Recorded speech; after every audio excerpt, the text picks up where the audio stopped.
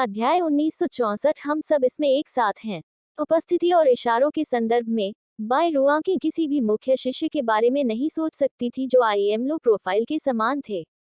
फिर इस ether hall में प्रवेश करने से पहले दूसरे पक्ष ने निश्चित रूप से खुद को अच्छी तरह से छिपाया होगा, इसलिए उसके आधार पर कटौती करना व्यर्थ था। उसकी पहचान का पता लगाने का सबसे अच्छा तरीका उसे अपनी असली क्षमताओं को प्रकट करने के लिए मजबूर करना था। आईएम लो प्रोफाइल काफी समय से लड़ रहा था, लेकिन अब तक उसने जो कदम उठाए थे वे व्यावहारिक रूप से मक्खियों को काटने की कार्रवाई से अलग नहीं थे। प्रत्येक स्विंग के साथ वह एक या दो प्रतिद्वंद्वी के जीवन को काटेगा। इस तरह के एक साधारण कार्य से कुछ भी पता नहीं चल सकता था। यहाँ तक अपने मूल शिष्यों की गहरी समझ के साथ वह दूसरे पक्ष को एक साधारण स्लैश से पहचान नहीं सकती थी। वह बस बहुत शक्तिशाली है। हम उसे बिल्कुल भी तनाव में नहीं डाल सकते हैं, लियुलुजी ने कटु टिप्पणी की। उन्होंने सोचा था कि वांग जियांडोंग उसे अपना हाथ दिखाने के लिए मजबूर कर पाएगा, लेकिन उसे एक ही स्लैश में मार दिया गया था। जब लियुलुजी ऊपर गए तो वह दो टुकड़ों में कट गया था। वे आंतरिक शिष्यों में से पहले और तीसरे थे। अगर उन्हें भी मौका नहीं मिला तो दूसरे क्या करने की उम्मीद कर सकते हैं। इसके अलावा दूसरे पक्ष ने अब तक 200 आंतरिक शिष्यों को मार डाला था, लेकिन वे थके हुए भी नहीं दिखे। दूसरे पक्ष के कौशल के साथ ऐसा लगा कि इससे कोई फर्क नहीं पड़ेगा कि वे कितने लोगों को द्वंद्वयुद्ध की अंगूठी में ढेर कर देते हैं। चिंता मत करो, मुझे इसे आजमाने दो। बाय रुआकिंग की आंखों में उत्साह की एक झलक दिखाई दी। एक प्रमुख शिष्य और 3 महान बुजुर्गों में से एक की पोती के रूप में उन्हें कम उम्र के बावजूद तलवारबाजी की गहरी समझ थी। अगर यह वास्तविक दुनिया में होता तो वह वही कर पाती जो मैं लो प्रोफाइल कर रहा था, एक एक स्लैश के साथ एक प्रतिद्वंद्वी को मार रहा था। हालांकि इस ईथर हॉल द्वारा आवंटित दयनीय शरीर के साथ उसके पास इतने सारे लोगों को मारने के लिए सहन शक्ति या झेकी नहीं होगी और अभी भी इसके अंत में खड़ी होगी। दूसरे शब्दों में, एक अच्छा मौका था कि द्वंद्वयुद्ध की अंगूठी में व्यक्ति उससे भी ज्यादा मजबूत था। इस तरह के एक विशेषज्ञ से पहले, एक युद्ध पागल और एक मादा डायनासोर के रूप में, यह स्वाभाविक था कि वह खुद दूसरे पक्ष का परीक्षण करना चाहेगी। सीनियर बाय लियुलुजी और वांग जियांडोंग ने एक दूसरे को अजीब तरह से देखा। आप एक मुख्य शिष्य हैं। यदि आप आंतरिक शिष्यों के बीच संघर्ष में हस्तक्षेप करते हुए पकड़े जाते हैं। यह सच था कि आईएम लो प्रोफाइल के मुख्य शिष्य होने के बारे में उन्हें कुछ संदेह था, लेकिन एक मौका यह भी था कि वह वास्तव में एक आंतरिक शिष्य हो सकता है जिसने वर्षों से कड़ी मेहनत की थी। पहली बात तो यह कि एक साथ इतने सारे विरोधियों का सामना करना उनके लिए पहले से ही नुकसानदेह था। यदि वे एक मूल शिष्य को भी अंदर लाते तो उनकी प्रतिष्ठा सचमुच ही टूट जाती। उन्हें मारने के लिए सिर्फ शर्मिंदगी ही काफी होगी।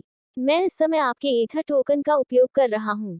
जब तक तुम में से कोई एक शब्द भी न कहे तब तक किसी को कुछ पता नहीं चलेगा।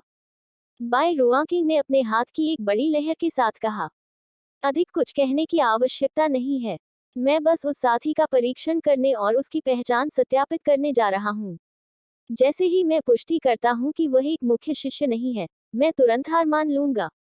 आप निश्चिंत हो सकते हैं कि इस मामले में दखल देने की मेरी कोई योजना नहीं है। बेशक, यदि वह एक मुख्य शिष्य है, तो मैं संप्रदाय के नियमों को ध्यान में रखते हुए आपके लिए उससे छुटकारा पा लूंगा। यह लियुलुजी गहराई से झुकने से पहले एक पल के लिए झिझके। हम आपको परेशान करेंगे, सीनियर बाय। दूसरे पक्ष ने जो कहा वह समझ में आया। अगर वह आईएम लो प्रोफाइल के कौशल का परीक्षण करने के लिए सिर्फ द्वंद्वयुद्ध रिंग में जा रही थी, तो यह संप्रदाय के नियमों का उल्लंघन नहीं करेगा। वरिष्ठ बाय, सावधान रहें। उस साथी की तलवार बहुत तेज है, वांग जियांडोंग ने धीरे से सलाह दी। तेज? हाँ, यह एक ऐसी चीज है जिससे मैं डरता नहीं हूँ। 5 साल की उम्र से दादाजी बाई फैंग मुझे हर साल सबसे उत्तरी सर्दियों के मैदानों में ले जाते थे, जहाँ वे हर साल भारी बर्फ की तलवारबाजी का अभ्यास करते थे। तब से 15 साल हो चुके हैं और मैं पहले से ही बड़ी उपलब्धि की तकनीक में महारत हासिल कर चुका हूँ। ऐसी तलवारबाजी से क्या तुम समझते हो कि मैं उसकी तलवार की गति से डरता? बाय रुआकिंग ने गर्व से उत्तर दिया। दूसरा पक्ष तेज युद्धाभ्यास में कुशल हो सकता है, लेकिन यह उसके लिए और भी अधिक था। यह उसकी गति के तेज के माध्यम से था कि वह अन्य प्रमुख शिष्यों के प्राणों पर प्रहार करने में सक्षम थी, इससे पहले कि वे प्रतिक्रिया भी कर सकें।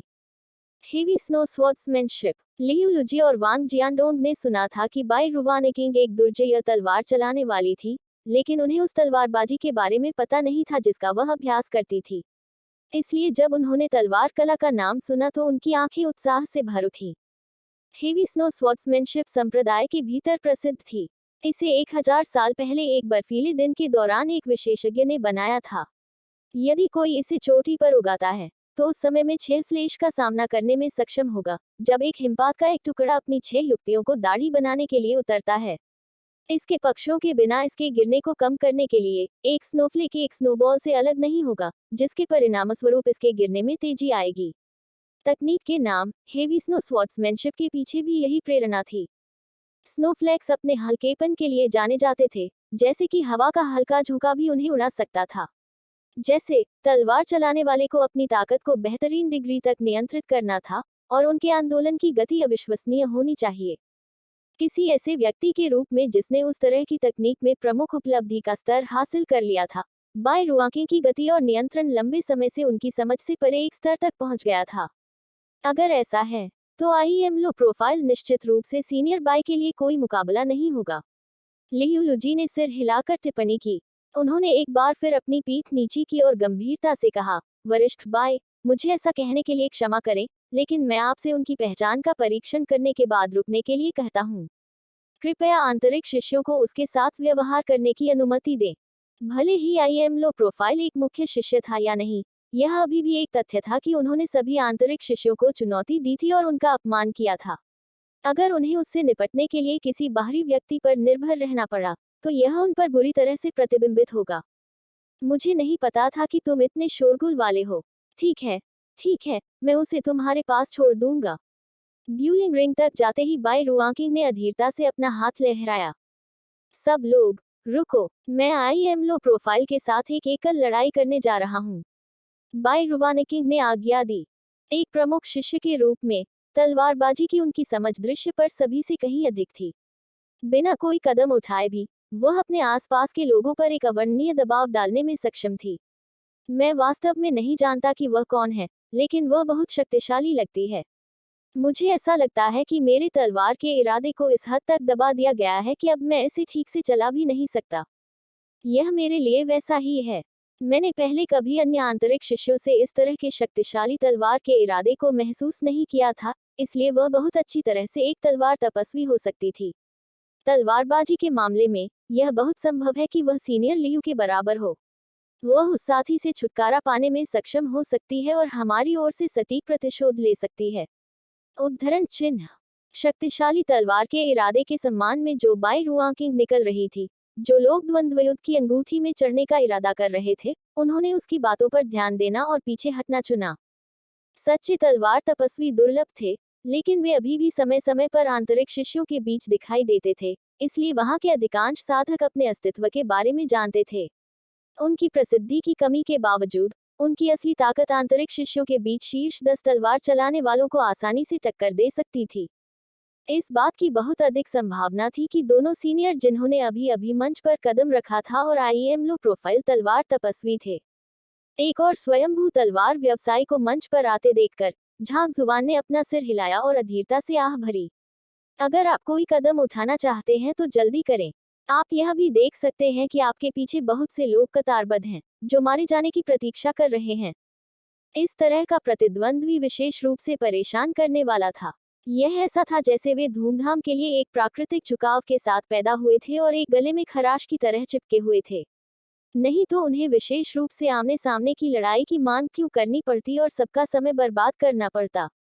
मुझे आप जैसे बेशर्म व्यक्ति से मिले बहुत समय हो गया है। बाय रुआंकिंग का उपहास उड़ाते हुए उसने तेजी से अपनी तलवार खींची और झांग हुआन की ओर एक शक्तिशाली स्लैश छोड़ा। भारी बर्फ तलवारबाजी। लड़ाई की शुरुआत से ही उसने पहले ही अपने ट्रम्प कार्ड का इस्तेमाल कर लिया था। तलवार की ची फट गई और द्वंद्वयुद्ध की अंगूठी में एक हिंसक बर्फीला तूफान बन गया। सफेद बर्फ के टुकड़े आसमान से उतरे, जिससे किसी की नजर धुंधली हो गई। यह कैसा है? क्या मैं तेज हूं? बाय रुआंकिंग ने तलवारबाजी को अंजाम देने के बाद अपना अपराध जारी रखने में जल्दबाजी नहीं की। इसके बजाय उसने अपने होठों पर आत्मविश्वास से भरी मुस्कान के साथ झांग हुआन को देखा। भले ही उसने लियूलुजी और अन्य लोगों के सामने यह दावा किया था कि वह भारी बर्फ की तलवारबाजी में बड़ी उपलब्धि हासिल कर चुकी है, सच्चाई यह थी कि उसकी महारत में अभी भी थोड़ी कमी थी। वह हर बार इस तरह के कौशल को सामने लाने में असमर्थ थी। इस बार वह जानती थी कि वह एक शक्तिशाली प्रतिद्वंद्वी का सामना कर रही है, इसलिए उसने खुद को बहुत हद तक धकेल दिया। इस दबाव में वह वास्तव में उस शक्ति से परे लाने में कामयाब रही, जो वह आमतौर पर करने में सक्षम थी। 10 फांसी में से भी यह संभावना नहीं थी कि एक भी इतना शक्तिशाली होगा। जैसे वह यह देखने के लिए बेहद उत्साहित थी कि इस बार चीजें कितनी अच्छी हो रही हैं। अगर यह सिर्फ एक पल पहले होता, तो वह यह दावा करने की हिम्मत नहीं करती कि वह आईएम लो प्रोफाइल को पूरे आत्मविश्वास के साथ हरा सकती है। हालांकि वर्तमान गति के साथ जो उसने बनाई थी, जीत उसके लिए केक का एक टुकड़ा होगी। तेज झांग हुआ ने हताशा में आह भरी। हाँ, तुम बहुत तेज हो। क्या आपने अपनी तकनीक को पहले ही क्रियान्वित कर लिया है? मुझे समय के लिए दबाया गया है। जिसके बाद उसने अपना ब्लेड उठाया और उसे क्षैतिज रूप से काट दिया। कुहे जैसे ही झांग जुबान ने अपना ब्लेड उठाया, बाई रुआंकी तुरंत खुद को बचाने के लिए रक्षात्मक स्थिति में आ गई। लेकिन इससे पहले कि वह कुछ समझ पाती, उसके गले में तेज दर्द हो रहा था, और अगले ही पल वह पहले से ही अपने पैर की उंगलियों को देख रही थी। पुटुंग एक लाश जमीन पर गिर गई। बाई रुआंकी को इस तरह मार दिया गया था जैसे वह एक तुच्छ चींटी को कुचलने के अलावा और कुछ नहीं थी। यह देखकर कि जिस दर से वह अपने विरोधियों को खत्म कर रहा था, भीड़ कितनी तेजी से बढ़ रही थी, उसने निराशा में अपना सिर हिलाया कि वर्तमान व्यवस्था कितनी अक्षम है। उसने अपना मन बनाने से पहले एक पल के लिए सोचा, इसे भूल जाओ, यह वास्तव में बहुत धीमा है। आप सभी एक बार जरूर आएं। यह द्वंद्वयुद्ध की अंगूठी सभी को पकड़ने के लिए बहुत छोटी है। क्या मैं तुम सब से लड़ने के लिए नीचे आऊं? फिर बिना किसी हिचकिचाहट के वह भीड़ के बीच में कूद पड़ा। द्वंद्वयुद्ध की अंगूठी बहुत छोटी थी, जैसे कि यह केवल 10 या इतने ही लोगों को एक साथ फिट कर सकती थी। इससे ज्यादा कुछ भी बहुत कड़ा होगा। इस दर पर उसे उन हजारों लोगों से छुटकारा पाने में बहुत समय लगेगा जो द्वंद्वयुद्ध की अंगूठी के आसपास इकट्ठा हुए थे। उल्लेख नहीं करने के लिए समय समय पर कुछ हीरो वानाबे से एकल द्वंद्व की मांग करते हुए आएंगे। कितना अधिक कष्टप्रद है। हो सकता है कि वह सीधे भीड़ में घुस जाए और सभी से एक साथ लड़े। क्या आप इसके लिए पूछ रहे हैं? सब लोग, चलो एक साथ चलते हैं। मुझे विश्वास नहीं है कि उसके 2 हाथ हम सभी को एक साथ संभाल पाएंगे। भीड़ को शायद ही विश्वास हो रहा था कि शक्तिशाली दिखने वाला वरिष्ठ व्यक्ति आईएम लो प्रोफाइल से पहले एक सांस भी नहीं ले पाएगा। और इससे पहले कि वे इस झटके को संभाल पाते, बाद वाला अचानक मंच से नीचे कूद गया और सभी का नरसंहार करने लगा। एक पल में पूरी स्थिति अराजकता में आ गई। सच में द्वंद्वयुद्ध के छोटे आकार ने आईएम लो प्रोफाइल के लाभ के लिए काम किया। यह किसी को भी आसानी से उसके पीछे आने और उस पर हमला करने से रोकेगा। फिर भी उस साथी ने वास्तव में उस लाभ को छोड़ दिया और भीड़ में धराशायी हो गया। इसका मतलब था कि उसे हर दिशा से हमलों से बचाव करना होगा। क्या यह संभव भी था? आईएम लो प्रोफाइल कितना भी तेज क्यों न हो, उसके पास 20 तलवारें, 50 तलवारें या यहाँ तक 100 तलवारें एक साथ रखने का कोई तरीका नहीं था। हुआला एक पल में सभी दिशाओं से आईएम लो प्रोफाइल पर हर तरह की तलवार की ची बरसने लगी, मानो पूरी दुनिया उसके वजूद को ही नकार रही हो। सीनियर बाय लियूलुजी और वांग जियानडोंग यह देखने के लिए पूरी तरह से उन्मादी थे कि एक मुख्य शिष्य की इस महिला अत्याचारी द्वारा निष्पादित भारी बर्फीली तलवारबाजी भी आईएम लो प्रोफाइल को रोकने में विफल होगी। उन्हें अभी भी डर था कि सीनियर बाय बहुत दूर जाकर प्रतिद्वंद्वी को खत्म कर देंगी, चाहे वह उनका वध कर रही हो या सीनियर बाय उन पर बिल्कुल भी दबाव नहीं था।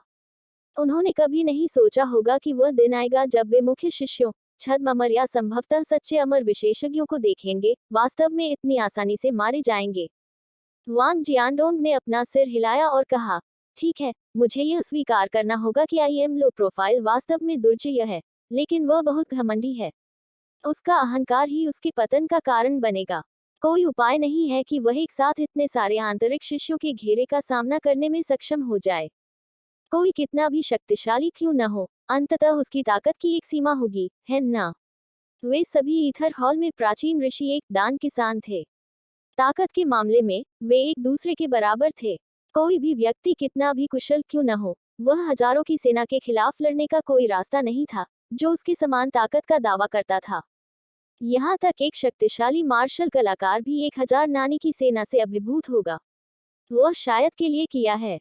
लियू लुजी ने वांग जियांडोंग के विचार को भी साझा किया।